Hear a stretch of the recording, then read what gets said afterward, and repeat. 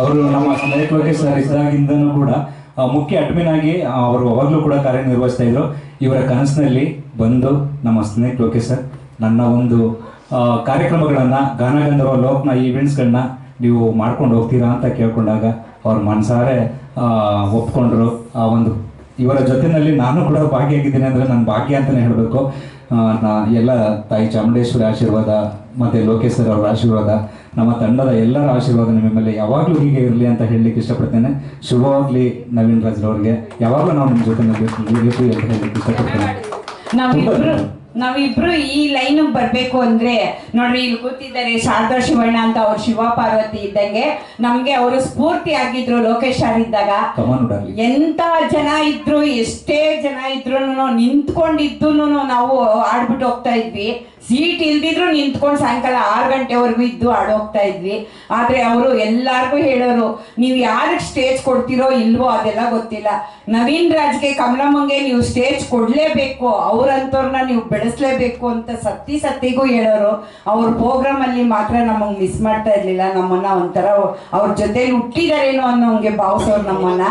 ಯಾವಾಗ್ಲೂ ನನಗೆ ಹೇಳೋರು, ನಾನು ಒಬ್ಳೆ ಸಿಕ್ಕಿದಾಗ, ನೋಡು ನೀನು ಶಾರದಕ್ಕ ಹೆಂಗ್ ಆಡ್ತಾರೋ ನೀನ್ ಹಂಗ್ ಕಲಿಬೇಕು, ಶಾರದಕ್ಕ ಹೆಂಗ್ ಆಡ್ತಾರೋ ಹಂಗ್ ಕಲಿಬೇಕು ಅಂತ ನಮ್ಗೆ ಸ್ಫೂರ್ತಿ. ಅಂದ್ರೆ ಇವಾಗ ಅವ್ರ ಬದಲು ಇವಾಗ ಇವರಿಬ್ರು ಶಾರದಾ ಶಿವಣ್ಣ ಅವ್ರು ಸಿಕ್ಕಿದ್ದಾರೆ, ಹಂಗೆ ಸಿಂಗ್ರಿ ರಂಗನಾಥ್ ಸಾರು ಸಿಕ್ಕಿದ್ದಾರೆ. ಇವರೆಲ್ಲ ನಮ್ಗೆ ಲೋಕೇಶ್ ಸರ್ ಗ್ರೂಪ್ ಅಲ್ಲಿ ಇದ್ದವರು. ನಮ್ಗೆ ಅವರೆಲ್ಲ ಒಂದು ಒಡ ಹುಟ್ಟು ತಂದೆ ತಾಯಿ ಮಕ್ಕಳಂಗೆ ನಾವು. ಶಾರದಾ ಶಿವಣ್ಣ ಅವರಂತೂ ನಮ್ಗೆ ಅಣ್ಣ ಅತ್ತಿಗೆ ಇದ್ದಂಗೆ. ದಯವಿಟ್ಟು ಸ್ನೇಹಿತ ಲೋಕೇಶ್ ಸರ್ ಹೇಳಿದ್ರು ನಿಮ್ಗೆ ಏನಂತ ಹೇಳಿ, ನಾನು ನವೀನ್ ರಾಜು ಒಂದು ಫುಟ್ಪಾತ್ ಹತ್ರ ಅಲ್ಲಿ JP ನಗರದಲ್ಲಿ ಆಡಕ್ ಹೋಗ್ತಾ ಇದ್ವಿ. ಅಲ್ಲಿ ಹಾಡಕ್ಕೆ ಕೊಟ್ರೆ ನಮ್ಗೆ ಸಂಗೀತ ಕೊಡ್ತಾ ಇರ್ಲಿಲ್ಲ, ಬರೀ ಹಾಡಾಡ್ಸೋರು. ಅವಾಗ ಕಣ್ಣಾಗ ನೀರ್ ಹಾಕೊಂಡ್ ಬಂದ್ಬಿಟ್ಟು ಅವಾಗ ನವೀನು, ಅಮ್ಮ ನೀನ್ ಇಷ್ಟೊಂದು ನೋವು ತಿನ್ಬೇಡ ಅಂದ್ಬಿಟ್ಟು ಲೋಕೇಶ್ ಸರ್ ಹತ್ರ ಫೋನ್ ಕೊಟ್ಟು ಫೋನಲ್ಲಿ ಮಾತಾಡಿ ಕೊರೋನಾ ಟೈಮಲ್ಲಿ ನಮ್ಗೆ ಸ್ಟೇಜ್ ಮೇಲೆ ಕರೆಸ್ಕೊಂಡ್ರು. ನವೀನ್ ರಾಜ್ನಂತೂ ನನ್ಗೆ 7 ಜನ್ಮಕ್ಕೂ ಮರೆಯಕ್ಕಾಗಲ್ಲ, ನನ್ನ ಮಗ ಇದ್ದಂಗೆ. ಇದು ನಮ್ಮ ಫಲ, ಇದೆಲ್ಲ ಭಗವಂತನ ಇಚ್ಛೆ.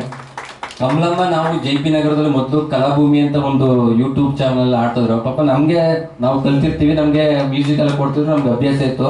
ಆದರೆ ಕಮಲಮ್ಮ ಲಾಸ್ಟಲ್ಲಿ ಬರೋರು. ಪಾಪ ಲಾಸ್ಟ್ ಅಂದರೆ 4 ಗಂಟೆ ಬೆಳಿಗ್ಗೆನೆ ಬರೋರು. 4 ಗಂಟೆ ಆದ್ರೂ ಅವ್ರನ್ನ ಯಾರು ನೋಡ್ತಿರ್ಲಿಲ್ಲ, ಅವ್ರು ಮುಟ್ತಿರ್ಲಿಲ್ಲ. ಲಾಸ್ಟಲ್ಲಿ ಎಂಡಲ್ಲಿ ಕೊಡ್ತಾ, ಅದು ಮ್ಯೂಸಿಕ್ ಇಲ್ಲ ಏನಿಲ್ಲ, ಬರೀ ಆಡ್ಕೊಂಡು ನೋಡೋರು ಪಾಪ. ಹಂಗೆ ಶ್ರೀನಾಥ್ ಅವ್ರ ಕಾರ್ಯಕ್ರಮ ಆಯಿತು, ಪ್ರಣಯನಾಥ್ ಶ್ರೀನಾಥ್ ಅವ್ರ ಕಾರ್ಯಕ್ರಮ ಆಯಿತು. ಆ ಕಾರ್ಯಕ್ರಮಕ್ಕೆ ಯಾರು ಕೂಡ ಹೋಗಿಲ್ಲ ಅಂತ ಗ್ರೂಪಿಂದ ಎಲ್ಲರೂ ತೆಗೆದಾಕ್ಬಿಟ್ಟು, ಕಮಲಮ್ಮ ಒಂದ್ ಕಡೆಗೆ ನಾನು ಊರಲ್ಲಿ ಮಾಮೂಲಿ ವ್ಯವಸಾಯ ಮಾಡ್ಕೊಂಡೆ, ಜಮೀನ್ ಕೆಲಸ ಮಾಡ್ಕೊಂಡು ಅಲ್ಲಿದೆ. ಕಮಲಮ್ಮ ಒಂದ್ ಕಡೆಗೆ ಹೋದ್ರು. ಕಮಲಮ್ಮರು ಎಷ್ಟೋ ದಿವಸಗಳಾದ್ಮೇಲೆ ನನ್ನ ನಂಬರ್ ತಗೊಂಡ್ರು. ನಂಬರ್ ತಗೊಂಡು ನವೀನ್ ನಾನ್ ಕಣಪ್ಪ ಕಮಲಮ್ಮ ಅಂತ ಅಂದ್ರೆ ಹೌದಾ ಹಾಗೆ ಹೀಗೆ ಅಂತ ಅಂದ್ಬಿಟ್ಟು ನನ್ನ ಒಬ್ರು ಮ್ಯೂಸಿಕ್ ಡೈರೆಕ್ಟರ್ ರಾಜೇಶ್ ಕೈವಾರ್ ಅವರು ತಂದು ನಮ್ಮ ಲೋಕೇಶ್ ಸರ್ ಹತ್ರ ತಂದ್ಬಿಟ್ರು. ಆ ಲೋಕೇಶ್ ಸರ್ ಪಾಪ ಅವರು ನಿಜವಾಗ್ಲೂ ಅವರು ದೇಹಕ್ಕೆ ಸಾವರ್ತು ಆತ್ಮಕ್ಕೆ ಎಂದಿಗೂ ಸಾವಿಲ್ಲ. 64,000 ವರ್ಷಕ್ಕೆ ಒಂದು ಮಾನವ ಜನ್ಮ ಸಿಗ್ತದೆ. ನಮ್ಮ ದೇಹಕ್ಕೆ ಸಾವರ್ತು ಆತ್ಮಕ್ಕೆ ಎಂದಿಗೂ ಸಾವಿಲ್ಲ. ನಾನು ಮನೆಗೆ ಬಂದಾಗ 3 ದಿವಸ ನಮ್ಮ ಲೋಕೇಶ್ ಸರ್ ಸತ್ತ ಕೆಲವು ದಿವಸಗಳಿಂದ 3 ದಿವಸ ಬಂದು ನನ್ನ ಕನ್ಸಲ್ಲಿ ನಂದು ಇವೆಂಟ್ ಮಾಡು ಅಂತ ಇಟ್ಕೊಬಿಟ್ರು. ಇವರೇ ನನ್ನ ಇಟ್ಕೊಬಿಟ್ರಲ್ಲ, ಇವ್ರು ನನ್ನ ಇವೆಂಟ್ ಮಾಡು ನಾನು ಹಳ್ಳಿಯಿಂದ ಏನು ಹೋಗಿ ಬೆಂಗಳೂರಿಗೆ ಇವೆಂಟ್ ಮಾಡೋದು ನನಗೆ ಏನು ಗೊತ್ತದ ಬೆಂಗಳೂರಿನ ಅಂದ್ಬಿಟ್ಟು ಕಮಲಮ್ಮರ್ಗೆ ಹೋಗಿ ನನಗೆ ಕಮಲಮ್ಮರೇ ಈ ಥರ ಮಾಡ್ಬೇಕು, ಹೆಂಗ್ ಮಾಡೋದೇ ಪ್ಲಾನ್ ಮಾಡಂತ ಹೇಳಿದಾಗ ಕಮಲಮ್ಮರು ಮಾಡಿಕೆ ನಾನು ತಯಾರಿದ್ದೀನಿ ಅಂತ ಹೇಳಿ ಅವ್ರಿಗೆ ಶಕ್ತಿಯನ್ನು ತುಂಬಿ ಇಷ್ಟೊತ್ತು ಕಾರ್ಯಕ್ರಮನ ಮಾಡ್ಕೊಂಡು ಬಂದಿದ್ದಾರೆ. ನಮ್ಮ ಲೋಕೇಶ್ ಸರ್ ಕಾರ್ಯಕ್ರಮ ನಡೆಸ್ಕೊಂಡು ಹೋಗ್ತಾ ಇದ್ದಾರೆ, ಇಂದಿಗೂ ಇದ್ದಾರೆ, ಈಗಲೂ ಇದ್ದಾರೆ, ಈ ಕಾರ್ಯಕ್ರಮದಲ್ಲಿ ಇದ್ದೇ ಇರ್ತಾರೆ ಅಂತ ನನ್ನ ಭಾವನೆ ಅಂತ ಹೇಳ್ತಾ ನಾನು 2 ಮಾತನ್ನು ಮುಗಿಸ್ತೀನಿ. ನಿಜ ನವೀನ್